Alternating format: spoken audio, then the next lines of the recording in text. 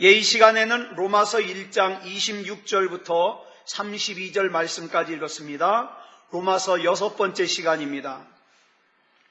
우리는 지난 시간에 육신에 속하여서 그 본능으로 살아가는 사람들의 특징, 그 본능으로 살아가는데 그런 사람들을 하나님이 내버려 두시면 어떤 특징이 나타나느냐? 첫 번째로 우상을 섬기는 특징이 나타난다 그랬습니다.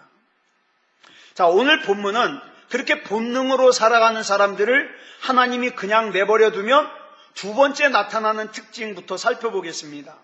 두 번째 나타나는 특징이 본문 26절 상반절에 나옵니다. 시작. 이 때문에 하나님께서 그들을 부끄러운 욕심에 내버려 두셨으니. 여기 보니까 부끄러운 욕심이라고 나와요. 여기 나오는 욕심은 헬라어로 파도스라 그러는데 우리가 생각하는 그런 욕심이 아니에요. 욕정이에요. 욕정. 예, 그 성적인 욕정. 그런데 이 욕심이라는 단어 앞에 부끄러운이라는 수식어가 붙었습니다. 다시 정확하게 말하면 부끄러운 욕정에 내버려 두셨다는 거예요. 그래서 그 결과가 어떤 결과가 나왔냐? 그 다음 보겠습니다. 시작. 곧 그들의 여자들도 순리대로 쓸 것을 바꾸어 영리로 쓰며. 여기 순리대로라는 말이 나오는데 이게 무슨 뜻이냐면 하나님의 명령대로. 쓸 것은 뭐냐면 성생활을 말해요. 그러니까 하나님의 말씀대로 하나님의 명령대로 한 남자와 한 여자가 그리스도 안에서 거룩하게 성생활하는 것을 어떻게 해요? 바꾸어서 어떻게 했어요? 여자들끼리 성생활하고 남자들끼리 성생활을 한다는 거예요.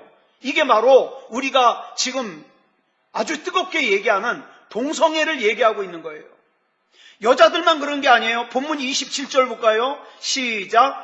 그와 같이 남자들도 순리대로 여자 쓰기를 버리고 서로 향하여 음욕이 부릴 듯하며 남자가 남자와 더불어 부끄러운 일을 행하여 그들의 그릇 때문에 상당한 도움을 그들 자신이 받았느니라.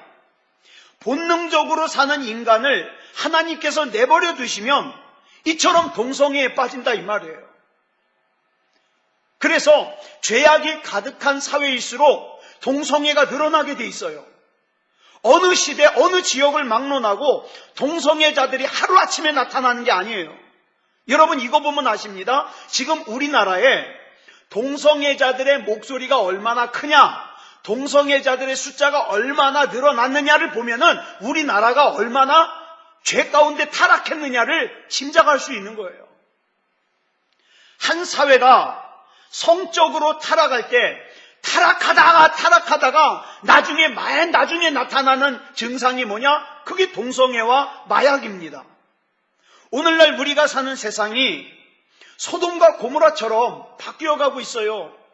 사람들은요, 성 개방하는 것을 갖다가 자유라고 생각합니다. 어저께 뉴스를 듣다가 또 기가 막힌 얘기를 들었어요. 우리나라 미혼 남자 여자를 갖다가 상대로 조사를 했더니 50% 이상이 결혼할 필요가 없이 그냥 같이 살면 된다는 거예요. 여기까지 왔어요. 여기까지.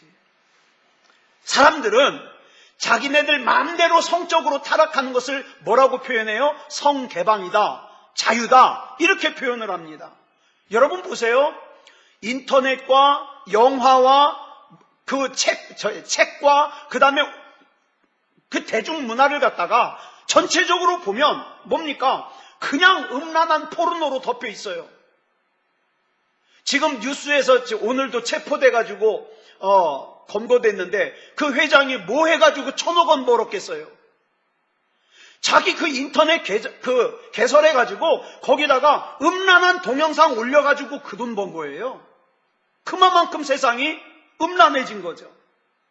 얼마 전에 스웨덴 의회에서 그전까지는 16살부터 성행위를 할 수 있다고 법적으로 정했는데 하도 애들이 어려서부터 그 나이 아래로 성생활을 하니까 나이를 낮춰버렸어요. 막다 못 막아가지고 14살부터로. 14살이면 어디예요? 8, 9, 10, 11, 12, 13 중학교 1학년이에요. 그죠? 중학교 1학년 때부터 성생활해도 된다고 법적으로 지금 통과를 시킨 거예요. 미국에서는 한 설문기관에서 가정주부 3,000명을 대상으로 조사를 했어요. 기혼 여자, 그러니까 결혼한 여자. 당신은 결혼하고 나서 당신 남편 외에 다른 남자와 잠자리를 같이 한 적이 있습니까? 몇 프로일 것 같아요? 80%. 10명 중에 8명이 자기 남편 외에 다른 남자와 잠자리를 같이 했다는 거예요. 우리나라는 어떨까요? 공개적으로 얘기를 안 해서 그렇지 지금 이 정도 상태면 엄청나게 타락한 거예요. 여러분, 자꾸 사람들이 성을 악하게 얘기하니까 음란한 걸로 생각이 되는데 하나님이 창조하신 성은요, 신성한 거예요. 여기서 신성하다는 건 무슨 뜻이냐면 거룩하다는 뜻이에요. 왜요? 이건 생명과 관련이 있기 때문에 그래요. 생명과 관련이 있기 때문에. 그런데 사람이요, 생명과 관련이 있는 이 거룩하고 신성한 성생활을 뭘로 바꿔버렸어요? 음란한 욕정으로 오염시켜버렸어요.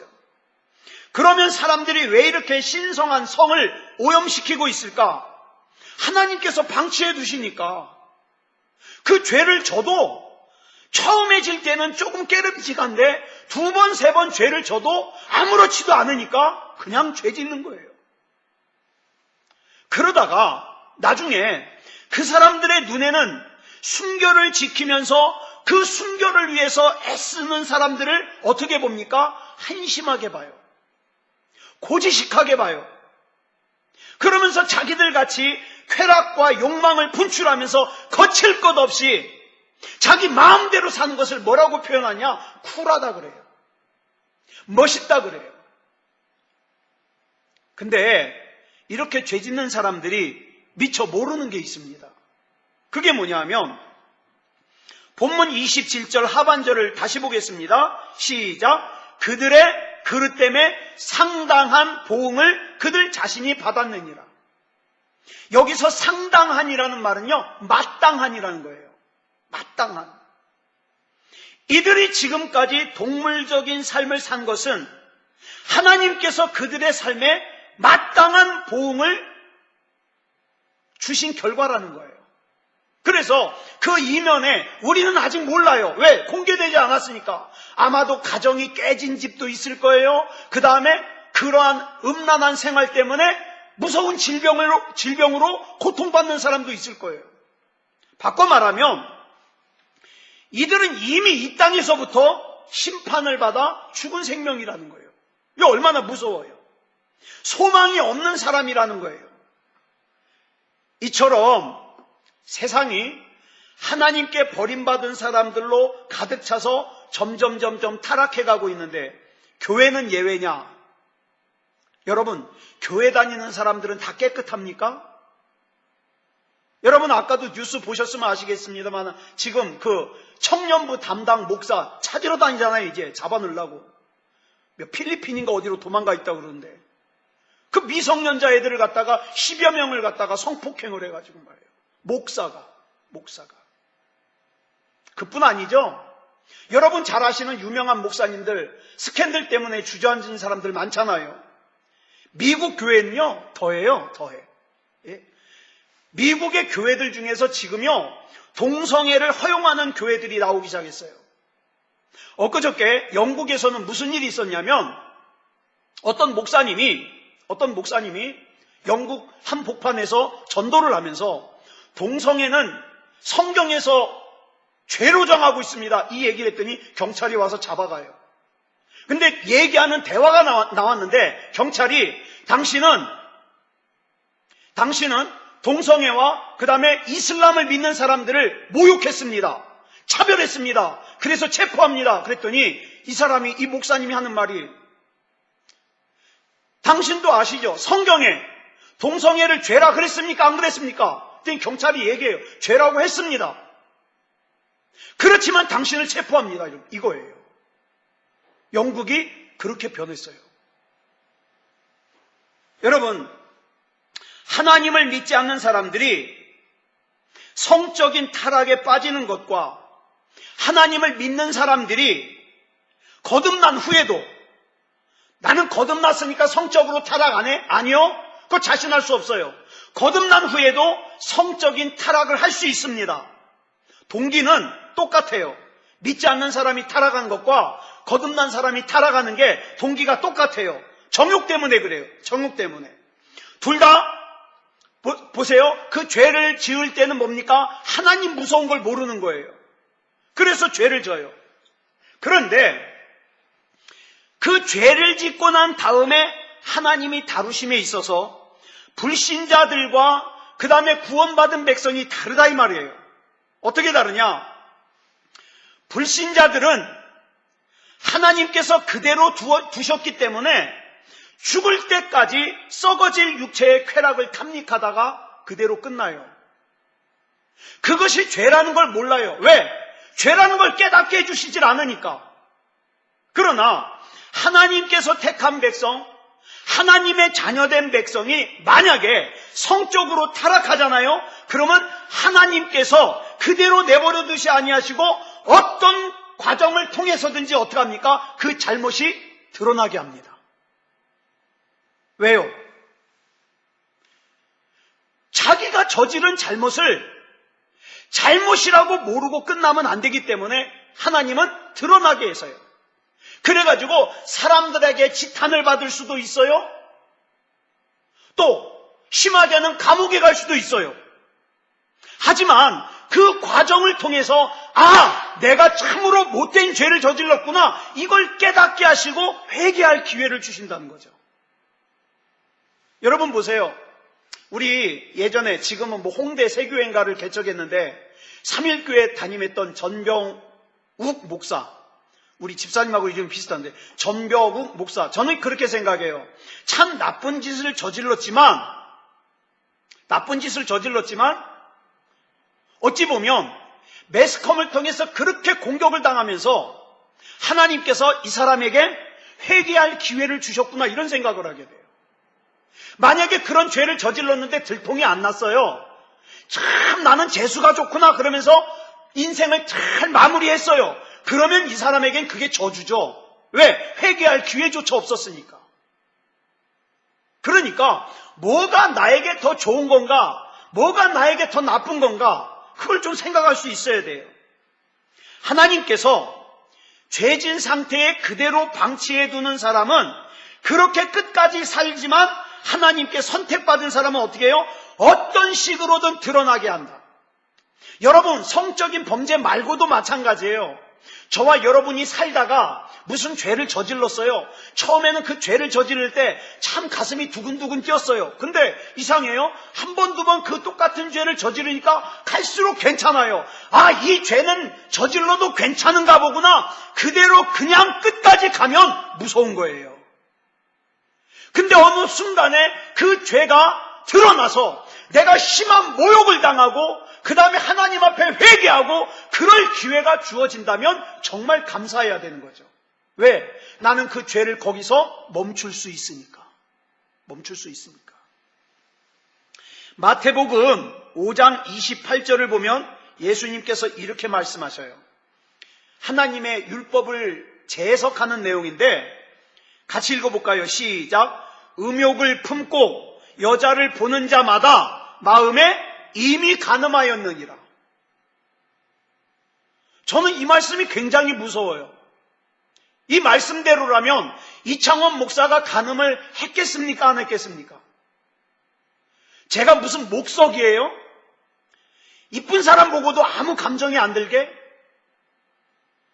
이 말씀이 무서운 거예요.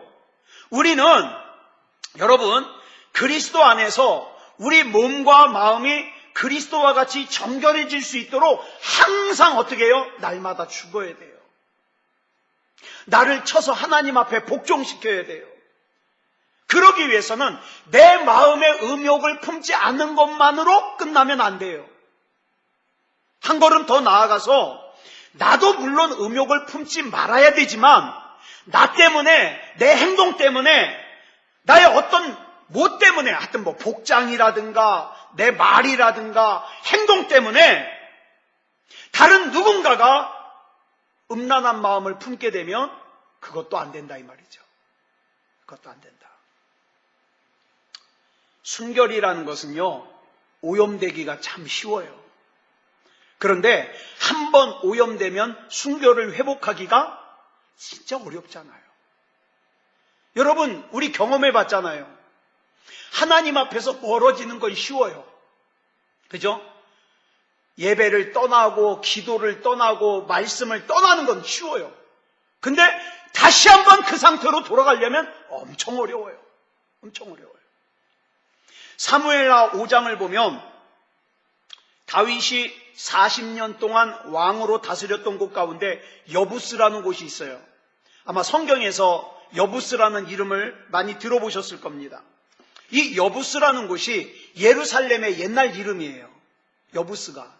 근데 이 여부스라는 이름의 뜻이 뭐냐 하면 오염된 땅이란 뜻이에요. 오염된 땅. 자, 땅 이름이 오염된 땅일 정도로 죄악으로 물들었던 여부스 땅.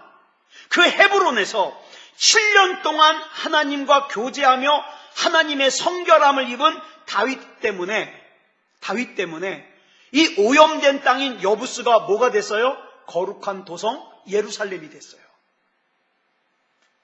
여러분, 정상적인 부모라면 여러분도 마찬가지일 거예요. 여러분 사랑스러운 자녀에게 더 좋은 거 물려주고 싶죠. 더 많은 거 물려주고 싶죠.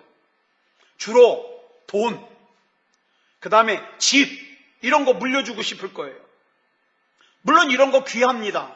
물려주십시오. 많이 벌어서 물려주십시오. 그런데 여러분, 저와 여러분의 자녀들이 살아가야 될 이 세상이 지금보다 더 오염이 될까요? 지금보다 더 거룩해질까요? 제가 생각할 때에는 더 거룩해지진 않을 것 같아요. 예수님 오시는 그 시간이 가까우면 가까울수록 어떻게 해요? 더 오염이 될 것 같아요. 그런데 오염된 상태에서 돈이나 집만 물려주면 그 사랑하는 자녀는 그 오염된 세상에서 물려받은 돈과 물려받은 집으로 어떻게 합니까? 오염된 인생을 살 수밖에 없어요. 그럼 뭘 남겨줘야 돼요? 물론 집도 남겨주셔야 돼요. 돈도 남겨주세요. 그러지만 무엇보다도 중요한 것은 그리스도 안에서 성결하게 거룩하게 사는 삶을 부모인 여러분이 보여주셔야 돼요. 쉽지 않아요. 나도 남들 욕할 때 욕하고 싶고, 나도 세상에서 손해보기 싫고, 그러고 싶죠. 근데 자녀들 앞에서 믿음다운 믿음을 보여준다는 게 때로는 그 자녀의 눈에는, 혈기방장한 자녀들의 눈에는 우리 아빠 우리 엄마는 쑥맥이야, 바보야, 왜 저렇게밖에 못 살아? 조금만 융통성 있게 살면 편하게 살 것을. 아니요. 그렇게 생각했던 자녀가 조금 더 나이를 먹으면 아, 우리 아빠가 우리 엄마가 바로 살았구나, 이걸 보여줘야 된다고요. 이거를. 아무리 세상이 온통 타락해서 여부스 땅이 된다 하더라도 저와 여러분이 그냥 내 능력만 가지고 또 안 돼요. 기도하면서 하나님, 나도 이렇게 방향을 잡았사오니 하나님께서 역사해 주셔서 내 사랑하는 아들이, 내 사랑하는 딸이 이 세상 살아갈 동안 거룩한 삶을 살 수 있도록 하나님께서 앞에서 뒤에서 옆에서 지켜주시옵소서. 기도하면서 거룩한 삶을 보여주라고요. 예수 믿는다고 하는 부모가 자식 데리고 앉아가지고 너는 떵떵거리고 살아야 된다, 다른 사람 부리고 살아야 된다, 그런 거 가르쳐주면 안 돼요. 너는 하나님의 자녀야. 하나님의 말씀대로 살아야 돼. 네가 하나님의 뜻 가운데 방향을 정하면 하나님께서는 없던 능력도 너에게 주실 거야. 여러분, 이것을 위해서 주님께서 우리를 부르셨어요. 교회가 뭐라고요? 구별하여 불러냈다는 뜻이에요. 교회가 이 건물이 교회가 아니라 저와 여러분이 교회라니까요. 구별해서 건져낸 거예요. 건져낸 거예요. 그러면 구별된 사람답게 어떻게 해요? 살아야죠. 그리고 구별된 삶을 내 자녀에게 유산으로 줘야죠. 그렇죠? 다시 정리하겠습니다. 하나님께서 우리를 육에 속한 본능적인 인간으로 그냥 살도록 방치해 놓으면 제일 먼저 저지르는 죄가 뭐냐? 우상숭배예요. 하나님보다 더 사랑하는 것들 투성이가 돼요. 그 다음에 두 번째로 나타나는 특징이 뭐냐? 성적으로 타락을 해요. 성적으로. 그 다음 세 번째입니다. 세 번째 28절 보겠습니다. 시작. 또한 그들이 마음에 하나님 두기를 싫어하며. 자, 하나님을 떠나 본능적인 인생을 사는 사람들을 그대로 내버려 두면 세 번째로 나타나는 특징이 뭐냐면 마음에 하나님 두기를 싫어해요. 여기서 마음이라고 번역된 헬라어가 에피그노시스인데 이건 뭐냐면 머리로 습득하는 지식이 아니라 마음속으로 받아들이는 지식이에요. 마음으로 받아들이는 지식. 즉 하나님께 버림받고 세상에 속하여 육에 속하여 본능에 따라서 사는 사람들은 하나님을 이 가슴 속에 안 받아들여요. 그냥 자기 맘대로 살아요. 그러면 어떻게 해야 하나님을 알 수 있는가? 오직 성경 말씀과 기도뿐입니다. 오직. 그 외에 하나님을 알 수 있는 방법이 없어요. 자기가 하나님을 믿는다고 하면서도 하나님 앞에 무릎을 꿇고 하나님의 말씀을 배우는데 전혀 시간을 들임이 없다면, 하나님을 예배하는데 시간을 들임이 없다면, 하나님 앞에 기도하는데 시간을 들임이 없다면, 또 그렇게 사는 것을 당연하다고 생각한다면 하나님을 믿지 않는 사람들과 뭐가 달라요? 그죠? 우리가 살아가는 동안 이 땅에 하늘나라를 이루는 것이 그리스도인의 목적이에요. 이것이 뭘 통해서 가능하냐? 하나님을 더 알아가는 것을 통해서 가능해요. 여러분, 성경에서 하나님을 안다, 하나님을 안다. 무슨 뜻일까요? 하나님을 알자.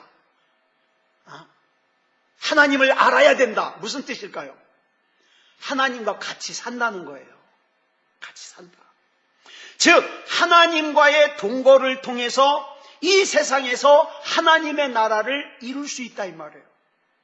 자, 그 다음 볼까요? 28절. 자, 시작. 하나님께서 그들을 그 상실한 마음대로 내버려 두사. 자, 보세요. 육에 속해서 본능적으로 사는 사람이 마음에 하나님 받아들이기를 거부한 상태에서 하나님께서 그 상실한 마음 그대로 내버려 두는 거예요. 여기 나오는 마음은요, 또 뭐냐? 우리 성경에는 아까도 마음, 여기도 마음이지만 아까 나온 마음은 뭐예요? 에피그노시스. 여기 나오는 마음은 누스. 달라요, 단어가. 근데 우린 다 마음으로 해석을 했어요. 여기 나오는 누스는요, 이성을 뜻합니다. 여러분, 인간과 동물을 구별하는 조건 중에 하나가 뭐예요? 인간은 이성이 있다는 거예요. 이성. 네? 근데 이성이요, 양심의 지배를 받아야 되지, 이 이성이 양심을 떠나버리면 뭐합니까? 엉뚱한 이성을 가져요. 그래가지고 뭐합니까? 왜 꼭 남자와 여자만 결혼을 해야 되냐? 뭐 이딴 헛소리나 픽픽하고요. 그런 걸 막 법안으로 올려가지고 막 통과시키려고 하고요. 지금 이성이 양심을 떠나고 하나님의 질서를 떠난 사람들이 지금요, 정치하는 사람들이 많아요. 그래서 우리나라가 지금 이 지경이 된 거예요. 지금 교육은 어때요? 애들 학교에서 핸드폰 하게 내버려 두라는 거예요. 오죽 답답했으면 학교 선생님이 이런 발표를 했겠어요. 우리 애들 다 망하게 할 셈이냐고. 그런 걸 학생 인권이라고 만들어가지고 애들 갖다가 인권을 만들어가지고 애들 학생들 생활을 다 망쳐버린다고 이런 선생님이 지금 말을 하고 말해요. 이게 지금 어떻게 돌아가는지 몰라요. 여러분, 이성이 양심을 떠나니까 엉뚱한 결과를 가져오는 거예요. 그래서 여러분, 이성이 하나님이 주신 양심과 같이 있을 때야 어때요? 올바로 작동할 수 있어요. 여기서 상실한 마음이라는 말은요, 무슨 뜻이냐면 황폐하고 타락한 이성이에요.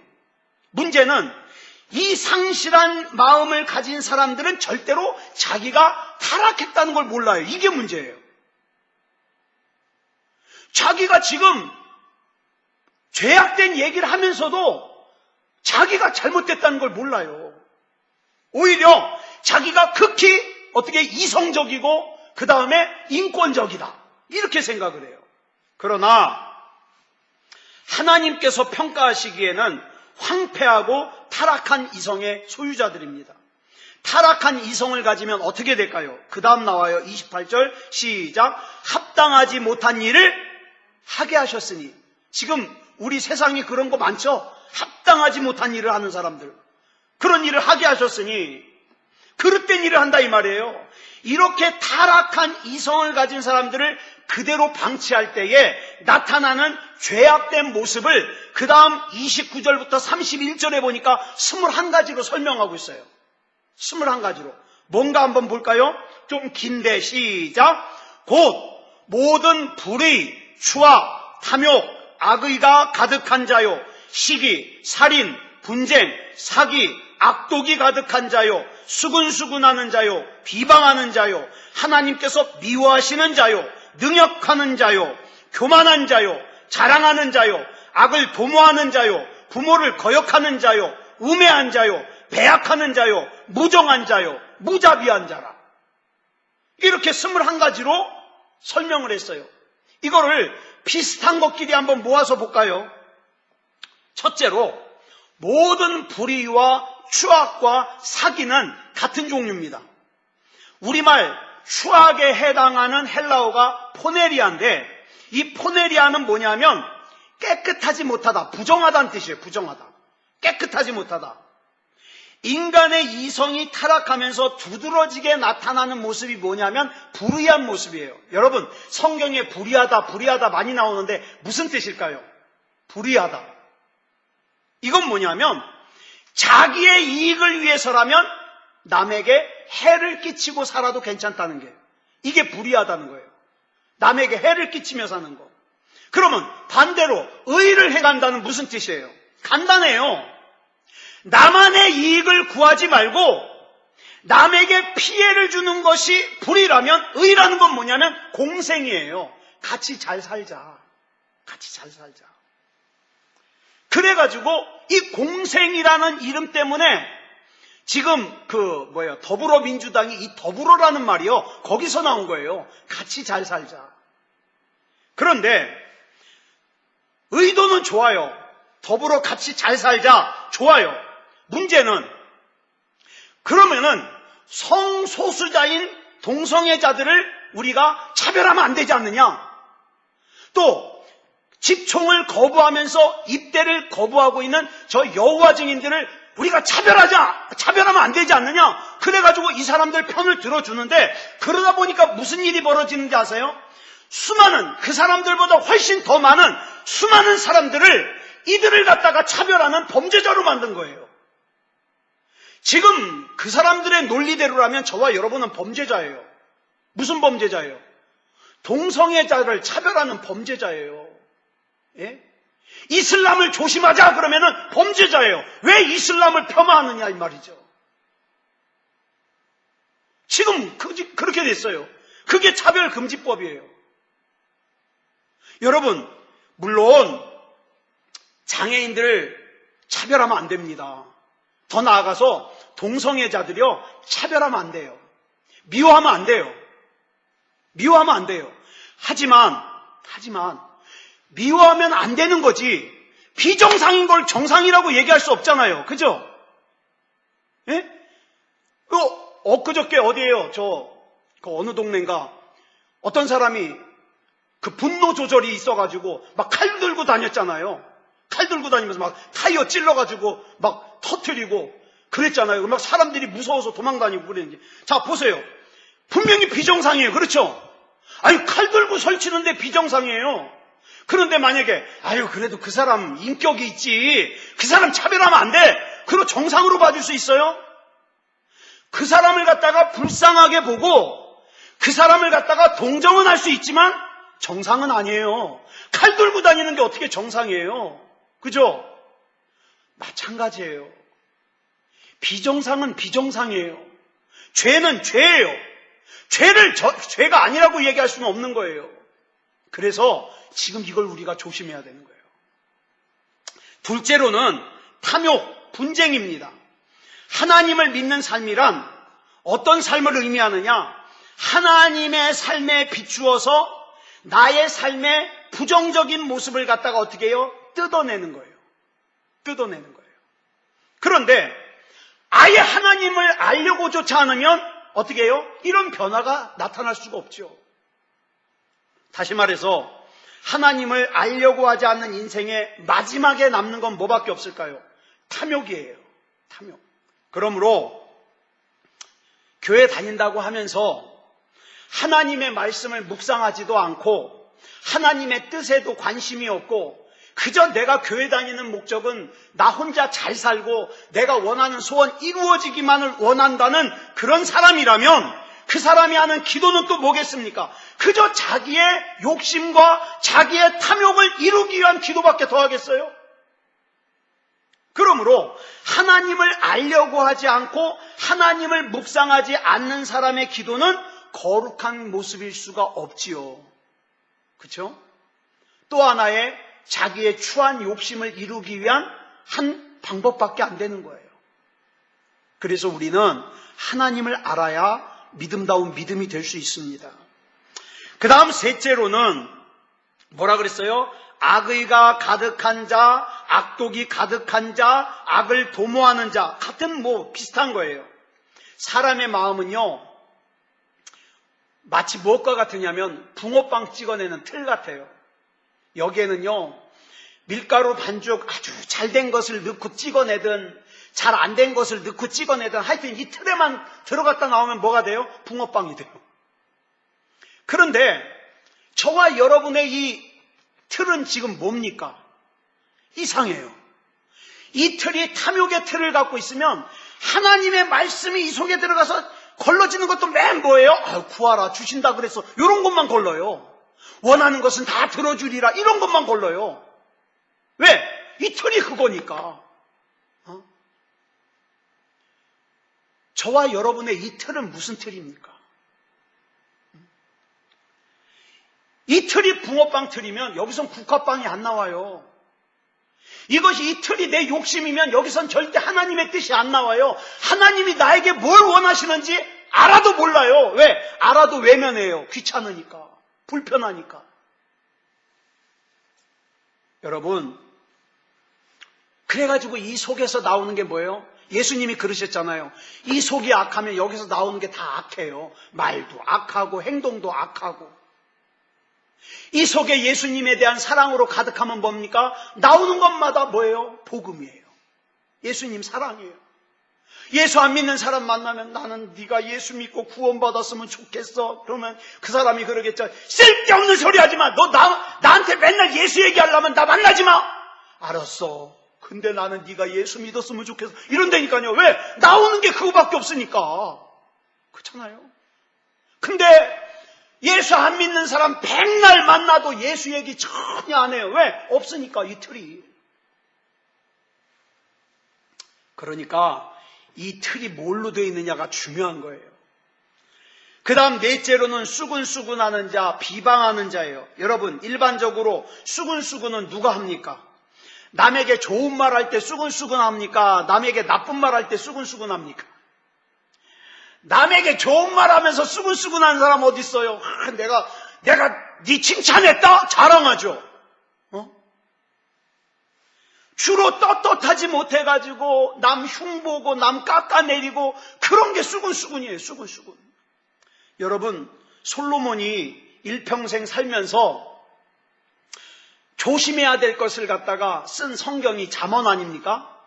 근데 이 잠언에서 제일 가는 주제가 뭐냐면 입 조심하라 이 말이에요.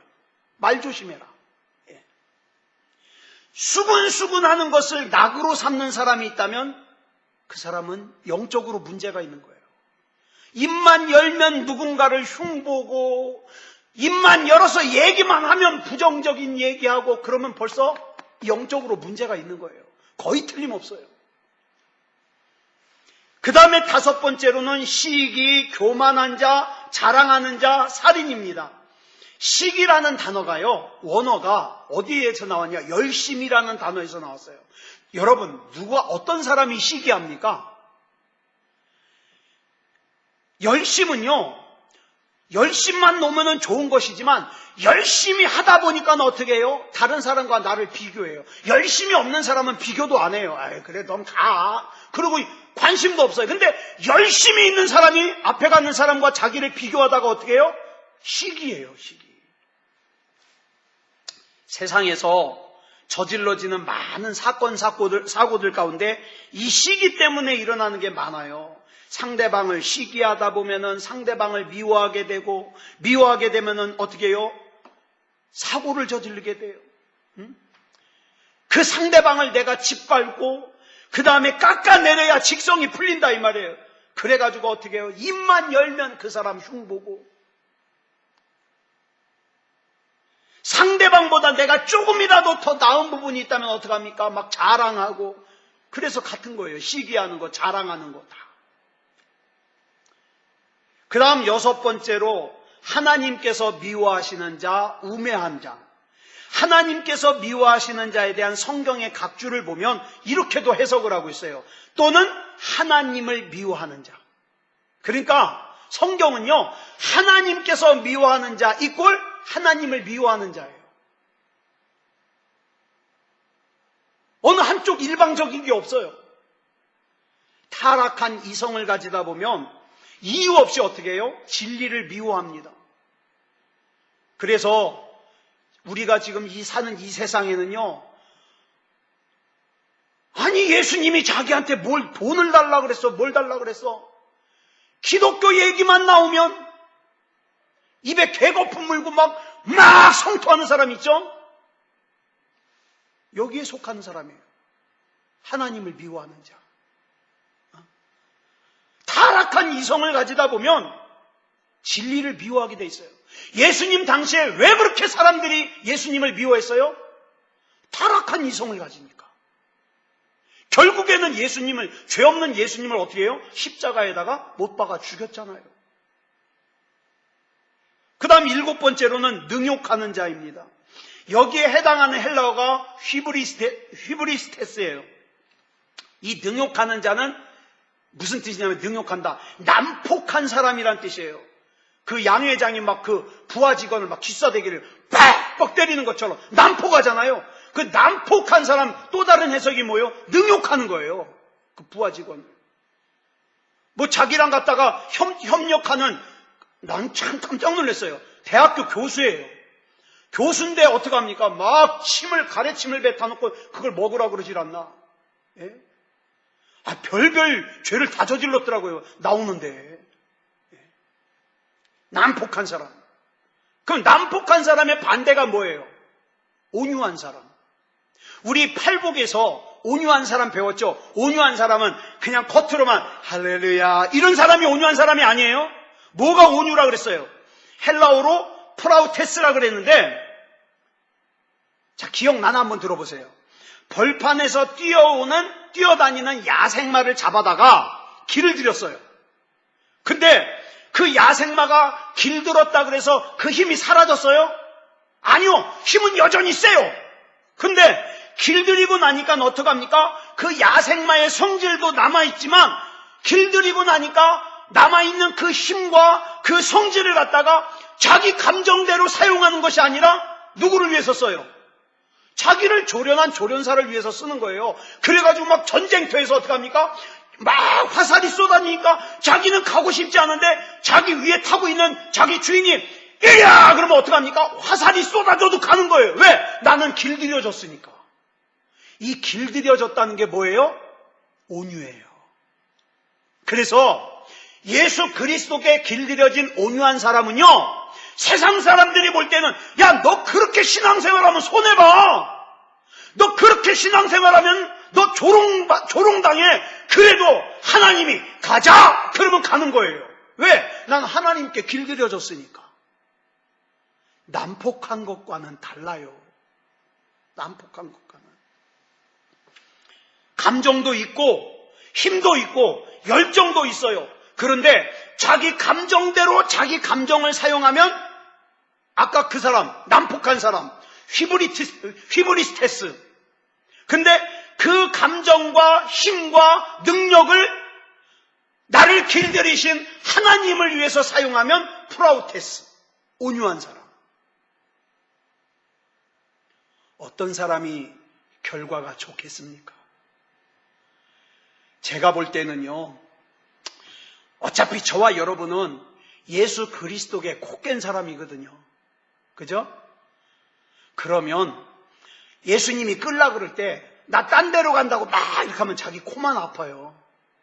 그죠? 그래서 사도 바울이 뭐라 그랬어요? 나는 그리스도께 붙잡힌 바 된 그것을 붙잡으려고 나는 달려간다 이 말이에요. 차라리 내가 예수 그리스도로부터 떠날 수 없다면, 잘 들으세요. 예수 그리스도로부터 떠나서 하나님이 그래 너 맘대로 살아 그렇게 방치되면요 세상에 살 동안은 편해요. 내 맘대로 사니까. 근데 뒷감당을 못하죠. 그러나 하나님 앞에 내가 붙들려 살면 내 생각대로가 아니라 하나님의 뜻대로 살아야 돼요. 내 생각대로 이것이 만약에 손해볼 것 같아도 나는 하나님의 뜻대로 살아야 돼요. 그게 뭡니까? 온유한 사람이에요. 8번째로는 부모를 거역하는 자예요. 우리 주변에 보면 부모 자식 간에 갈등을 겪는 가정들이 많아요. 고부 간의 갈등도 많고 진짜 자기 자식과의 갈등을 겪는 사람도 많고, 그런데 자기 부모에게 잘 못하면서 내 자식이 나한테 잘하겠지? 있을 수 없는 거예요. 참 가슴 아픈 일이 있었죠. 제주도에서 어떤 젊은 엄마가 3살짜리 애를 갖다가 그 영상이 공개가 됐는데 3살짜리 아이를 안고 힘들었나 봐요. 물에 같이 빠진 거예요. 물에 같이 빠졌는데 3살짜리 애는 시신으로 발견이 된 건데 엄마는 못 찾았잖아요. 물에 들어가서 올라오는 게 없는 거예요, 영상이. 그게 얼마나 힘들었으면 저랬을까. 네. 사랑하는 여러분, 세상이 지금 힘든 사람들이 너무 많아요. 너무 많아요. 그래서 하나님의 위로가 필요한 세상인데 이 사람들을 예수 그리스도 이름으로 위로해야 될 그리스도인들이 자기 자신조차도 주체 못해가지고 엉뚱한 사고를 퍽퍽 치니까 이 하나님이 걱정이 큰 거죠. 자, 9제로는요, 배약하는 자입니다. 배약이 뭐냐면 약속을 깨트린다는 말이에요. 누군가와 내가 한 약속을 깨트린다. 이건 무엇을 뜻하냐면 내가 그 사람과 약속을 했다는 건 그 약속에는 내 인격이 들어있는데 그 약속을 깨트리는 건 인격을 깨트리는 거예요. 그래서 배약하는 자는 안 돼요. 마지막 10번째로 무정한 자, 무자비한 자입니다. 정이 없는 사람, 자비가 없는 사람이란 뜻이에요. 사랑이 없으니까, 사랑이. 자, 그런데 이제 이런 것들은 쭉 죄의 종류고 21가지로 설명을 한 다음에 32절에서 이렇게 결론을 내요. 시작. 그들이 이 같은 일을 행하는 자는 사형에 해당한다고 하나님께서 정하심을 알고도 자기들만 행할 뿐 아니라 또한 그런 일을 행하는 자들을 옳다 하느니라. 여러분, 저와 여러분은요 절대로 동성애나 우상숭배, 그리고 아까 말씀드린 21가지로 설명한 죄를 범해서도 안 되지만, 저와 여러분이 그 죄를 범해도 안 되지만, 내 옆에 있는 사람이 그 죄를 범하는 걸 보고 그래, 그럴 수도 있지 뭐 그렇게 인정해도 안 된다 이 말이에요. 잘 기억하세요. 저와 여러분이 살고 있는 이 세상이 지금보다 더 타락해가지고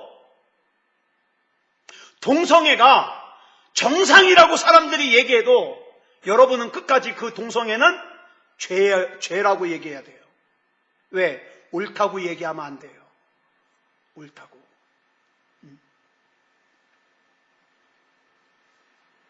이렇게 옳다 하느니라. 이 사람들은 어떤 사람이라고요? 이 같은 일을 행하는 자예요. 같이. 그러니까 여러분, 죄는 죄입니다. 죄는 죄예요. 절대 죄와 타협하면 안 돼요.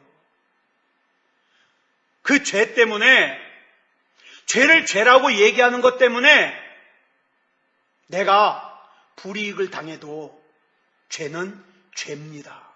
죄는 죄예요. 그래서 사랑하는 여러분, 세상의 죄와 하나님의 뜻 가운데 뭘 선택을 해야 되겠어요? 우리는 하나님의 길을 선택해야 됩니다. 기도하겠습니다. 사랑의 아버지 하나님, 감사합니다. 오늘 이 시간에도 로마서의 말씀을 나누었습니다. 하나님을 떠나 하나님을 인정하지 않고 육에 속한 상태로 자기 본능을 따라 사는 사람들이 어떻게 타락해 가는지를 살폈습니다. 어찌 보면 예수 믿는다고 하는 사람들 가운데서도 그 과정 속에 있는 사람들이 있을 수 있습니다. 지금 세상에 목사들이 범죄를 저지르는 것도 방송에 많이 나오고, 예수 믿는 사람들도 많은 범죄에 연루되고 있습니다. 하나님, 정말 믿음다운 믿음을 찾아보기 힘든 때가 되었고, 하나님이 찾으시는 그 믿음을 정말 찾기 힘든 때가 됐습니다. 하나님, 끝까지 믿음이게 하시고 알곡 가운데 거하게 해 주시옵소서. 우리 하나님께서 붙잡아 주실 줄 믿사오며 그리스도 예수님의 이름으로 간절히 기도드렸사옵나이다. 아멘.